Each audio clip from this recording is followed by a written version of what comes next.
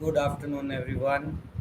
I welcome you here for another episode of Decoding the Spiritual. Today, we are going to talk about the subject of spiritual rest, and it's an important subject. Well, uh, let me start with the biblical narrative of creation.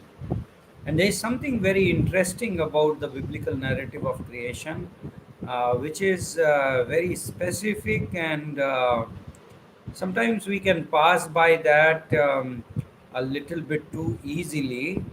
However, what we need to see is that this almost forms the basic framework of the social life which we live currently, and we can often take it for granted. However, it's very important to note this. This is Genesis chapter 2, and in Genesis chapter 1, Bible describes how in 6 days God creates everything. And then in chapter 2, at the end of the 6 days, here is the scene. It says, "So the creation of the heavens and the earth and everything in them was completed. On the seventh day, God had finished his work of creation, so he rested from all his work. And God blessed the seventh day and declared it holy, because it was the day when he rested from all his work of creation." Now, maybe you never thought of this, but we have 12 months in a year, 365 days in a year, 30 days in a month, things like that. And if you have thought about these things, then you probably have, kind of judged this, that, you know, there are 30 days in a month because, this is the time it takes for moon to revolve around the earth, 28 days. Uh, and likewise, and I don't know the full thing about it, but 365 days in a year is the time it takes for earth to revolve around the sun. So there's some kind of a scientific and historic basis for these cycles which we still follow. you know but there is another cycle which we follow very consistently across the cultures and across the countries and philosophical backgrounds, and that is, we have a 7-day week. you know the week could have been a 5-day week or a 6-day week or an 8-day or 10-day. It could have been anything, but almost universally across the globe, we follow this 7-day week pattern, and often the week ends with a holiday. That's the normal pattern, right? Monday, Tuesday, Wednesday, Thursday, Friday, Saturday, and then comes the Sunday. Now, what you see here is almost the background of it. Probably nobody ever explained to you that it is found in the Bible, but this is where it is, right in the beginning of the Bible, right in the beginning of the story of creation and the story of mankind. God created this whole universe in 6 days, and seventh day he rested, and then he called the day holy. Now, what does that mean? Now, when we use the word holy, a lot of times we kind of we ascribe the meaning of holiness to cleanliness, purity, sinlessness, and those are the words which will come in our mind. But in order to be have a spiritual understanding and a right understanding of the Bible, we should look at the bigger perspective this word holy offers.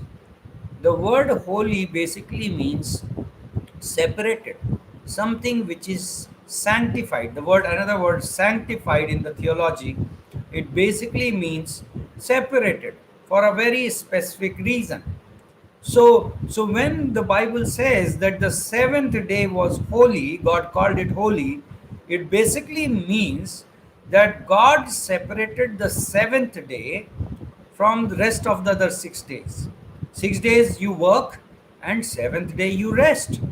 Now, naturally, I mean, if you are a working person and your office has a holiday on Sunday, even without giving any rationale or even without considering anything, you treat this as a day of staying home and possibly doing at least much lesser work, or maybe no office work and stuff like that. But probably you never considered that why so. And here we are going to that understanding of why so. Now let's go to another command in the Old Testament. When God gave 10 commandments to Moses, and these are famous ones, there are movies made on it and stuff like that. Lot of world religions, uh, they follow this, and these have almost become the moral foundation for the modern civilization. And these 10 commandments, the one of the commandments given uh, as as a part of these 10 commandments is this. When Well, let me locate it in my Bible so that I can read to you directly. Well, in verse 8, it says, "Remember to observe the Sabbath day by keeping it holy." Now, remember, this is coming back to them again. Now, God worked for 6 days, and seventh day He called it holy. Now He's commanding His people that, okay, Sabbath day, the seventh day, you keep it holy. You have 6 days each week for your ordinary work, but the seventh day is the Sabbath day of rest. Now, this is the key word here. The Sabbath was meant for resting. When in the beginning we read, it says, "And God rested from his work." Now, God, remember, God is an omnipotent person. God doesn't get drained of his energy. He doesn't get tired. And yet, it says he rested. And now he's giving man a command to do the same thing. 6 days you work, but seventh day you rest. Right? So our impression normally is that if we get tired, we rest. But here something else is being commanded. At the end of the sixth day, even if you are not tired, but even then you are being called to rest on the seventh day. What does that mean? So it says, "But the seventh day is a Sabbath day of rest dedicated to the Lord your God. On that day, no one in your household may do any work.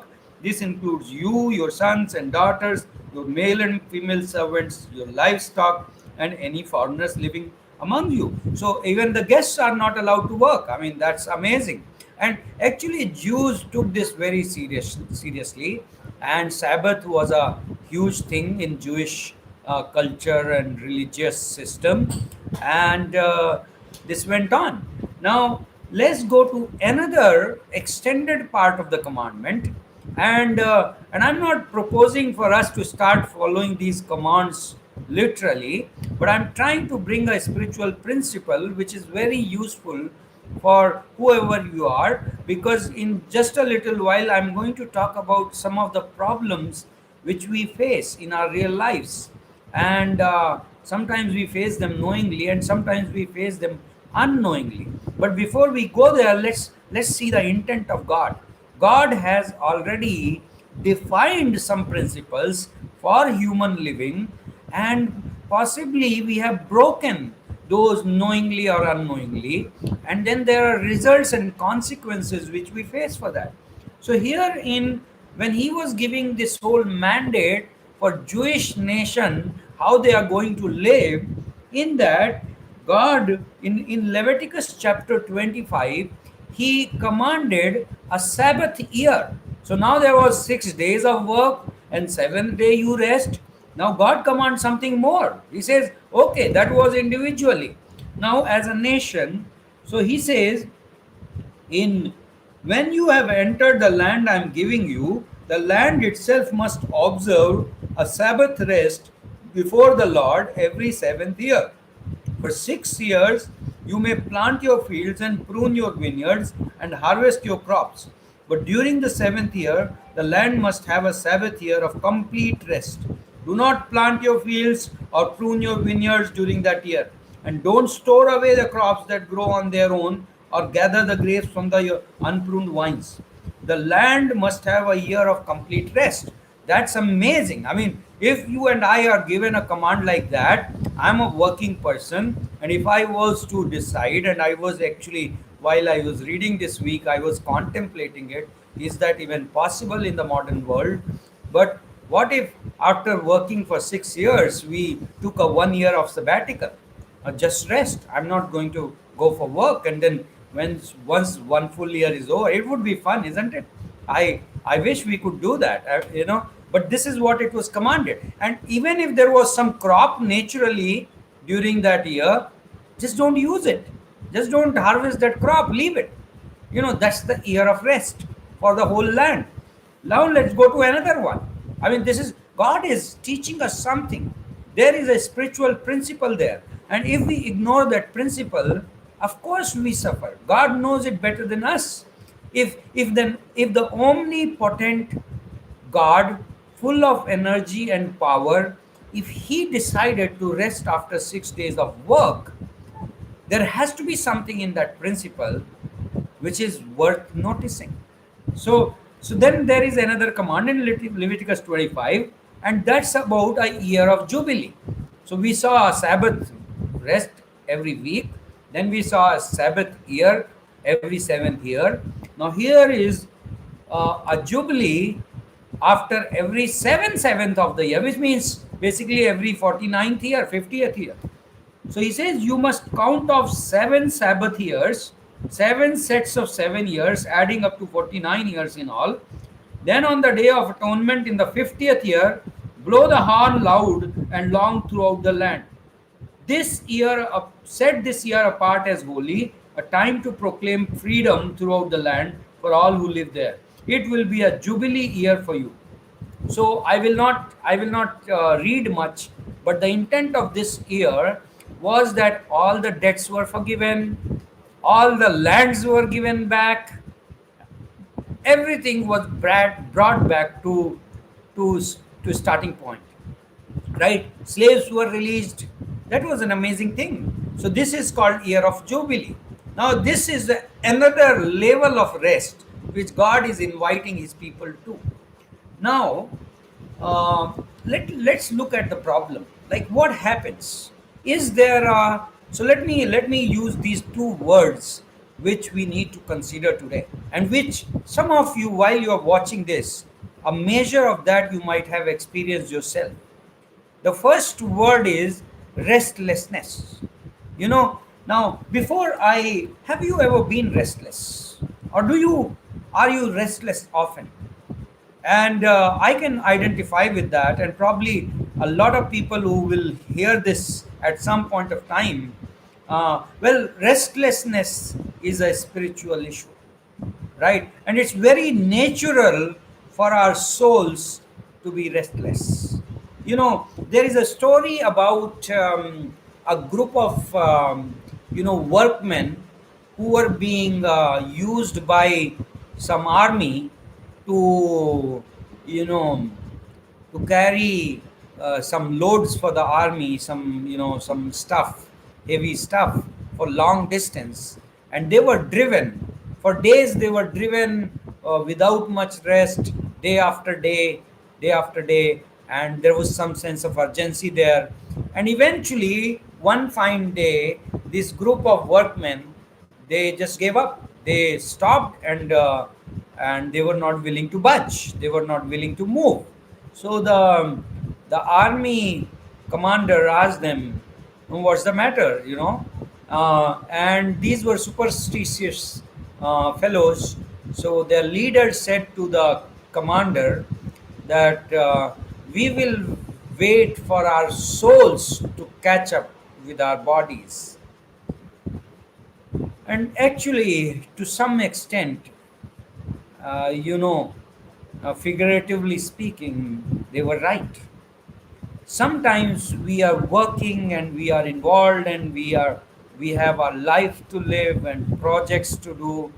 um, and we kind of we do not you know allow for that moment of catch up, moment of reflection, moment of worship, moment of looking up.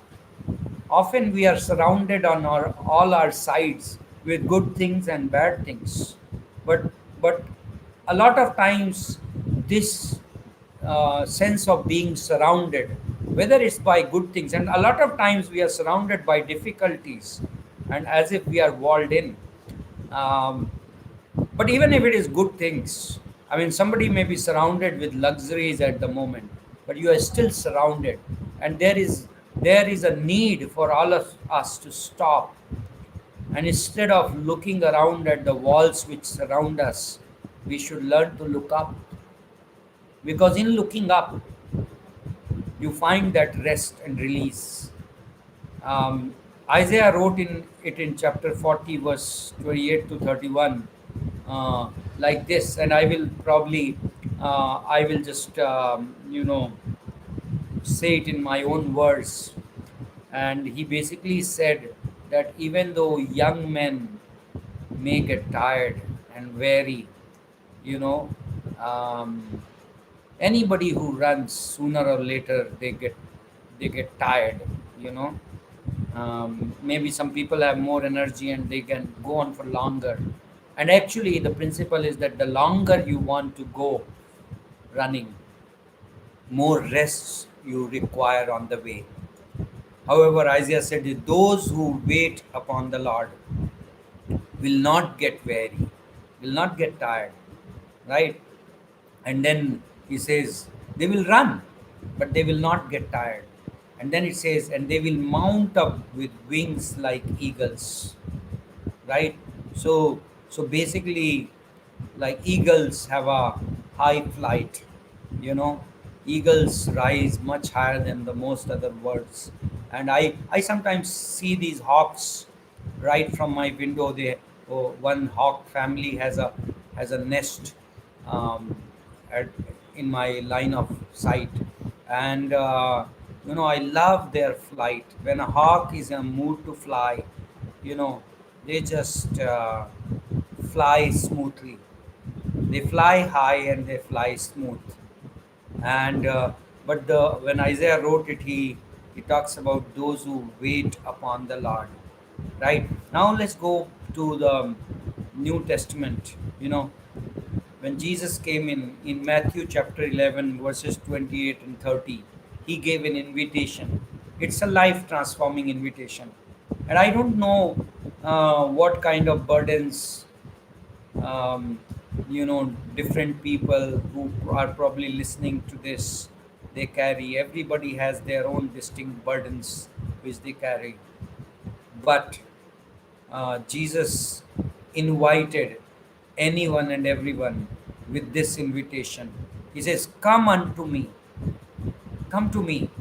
That's what Jesus is inviting. He says, come unto me, those who are weary and heavy laden.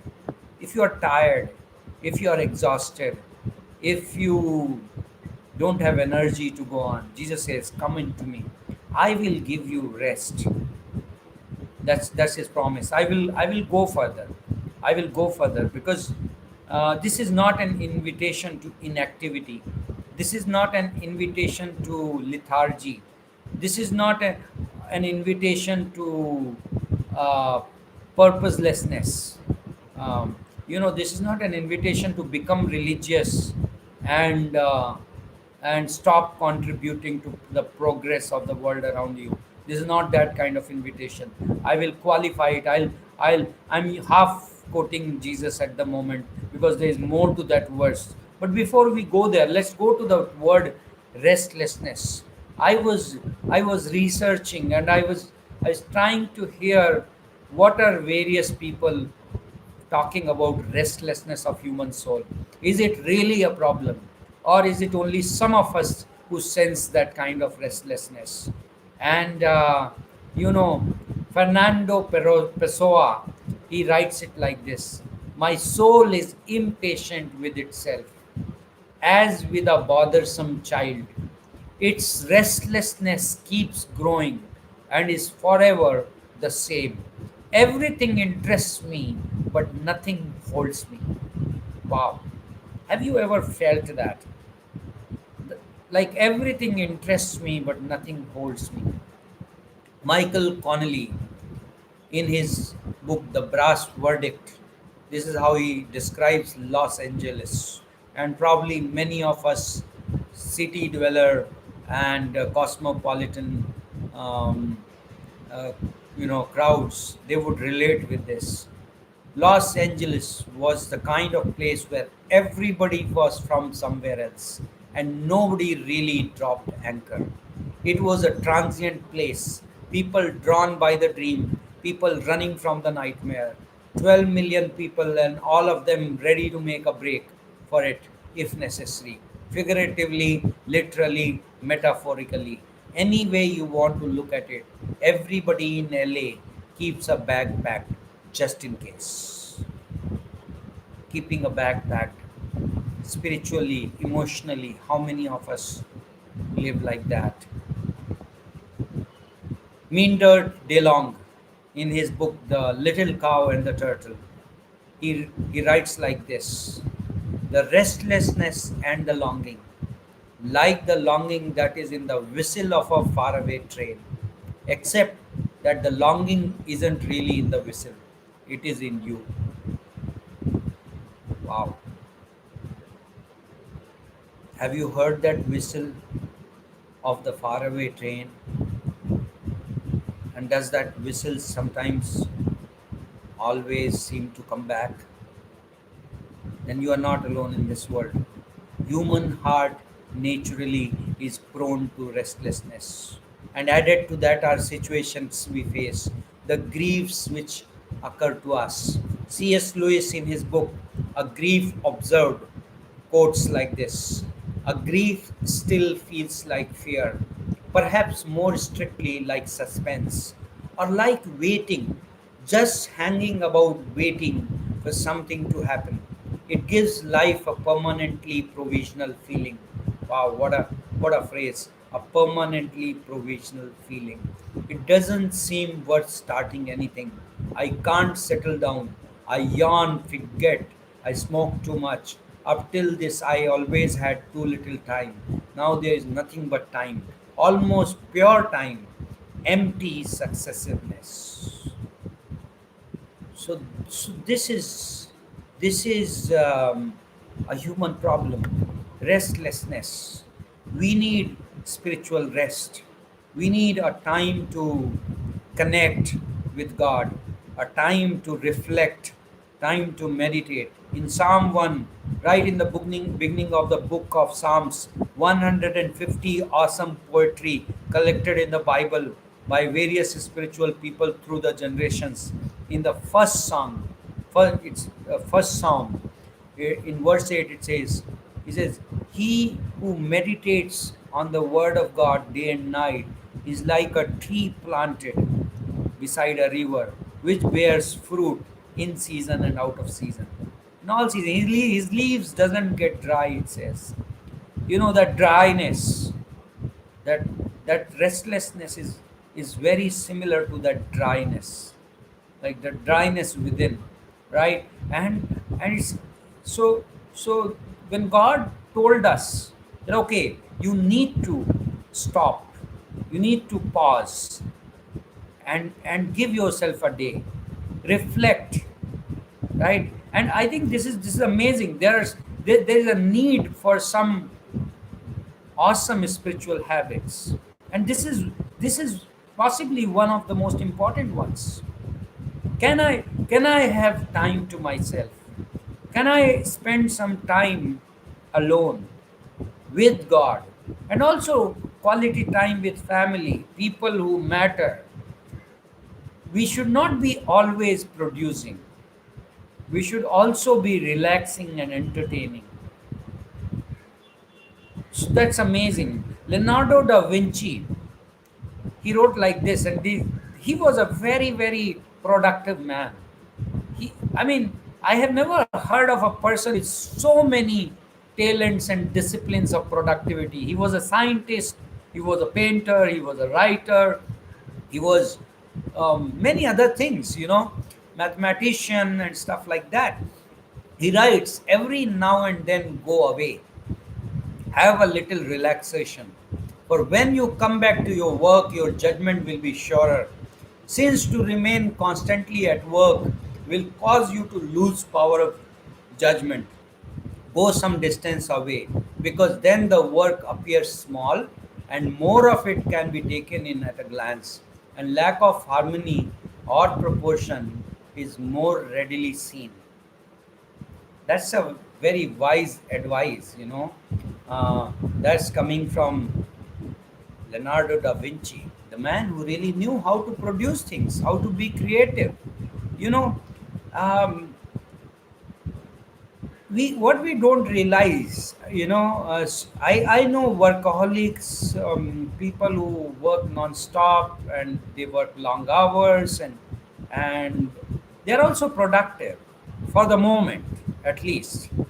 But what is, it's like this. Stephen Covey is in his book, uh, the seven successful habits of effective men, uh, highly whatever, highly effective men. In that book, he gives a concept of that goose which gave laid golden eggs, and then that parable about the man going and killing the goose itself. uh, you know and the lesson which he draws there is, he talks about production versus production capacity. We need to balance between the two. And maybe at the moment you are producing because of your hard work and rigor and hours which you put in, and which is great. But that's like focusing on the golden eggs, but you cannot ignore the golden goose, because goose is laying the eggs. So you cannot be so busy collecting the golden eggs that you kill the goose, right? So the point is that we need to give ourselves that time of reflection, worship, refreshment, pause, right? Just a pause. Sometimes it might be uh, a pause without a reason, and it's all right. We need to go away from the picture for a moment, for the picture to become sharper. So also there is another danger which we face, and that danger is the danger of burnout. If you have heard about it, lot of people, lot of good people, lot of productive people, intelligent people, uh, you know so at some point of time, uh, you know and many times they don't realize that journey, they land up there, like the issue of depression, the issue of burnout, basically. Like it's like a candle which is burning, and it's drawing from the wax, and then slowly the wax in the uh, you know candle box gets over, and the wick doesn't realize that the wax is over, and slowly that wick, while it's burning, and then it dies, right? And that's the picture of the burnout. A lot of productive people who do not follow these principles, sooner or later, that's without understanding, slowly they land up there. And then comes those psychological words and rehabilitation and things like that, divorces, um, you know uh, sad. And the reason is this fact that we need that spiritual rest. In fact, we need the habit of that spiritual rest consistently in our lives. So Jesus said it, you know, come unto me, all those who are weary and heavy laden, and I will give you rest. And he did not stop there. And why I'm pointing this, and this is the closing moment, but why I'm pointing this is that a lot of times people think, and they have seen examples of people who are religious, spiritual, and they become unproductive. And we almost carry that impression as if you really are nearer to God, if you are really reflective and meditative and have a relationship with God, then maybe you will land there. But here is what Jesus said. His sentence doesn't end at giving you rest. He says, "Take my yoke upon you and learn of me." And then he says, "My yoke is easy and my burden is light." So Jesus is saying, yoke, by the way, if you're not aware, yoke is put on the neck of the oxen or the animals who are used to carry something or drive something. So yoke represents something meaningful. Yes, yoke represents an ability. Yoke represents creativity. Yoke represents a sense of direction. Yoke represents productivity. So what Jesus is saying to us is, you come to me and I'll give you a new sense of purpose. I'll give you creativity. So coming to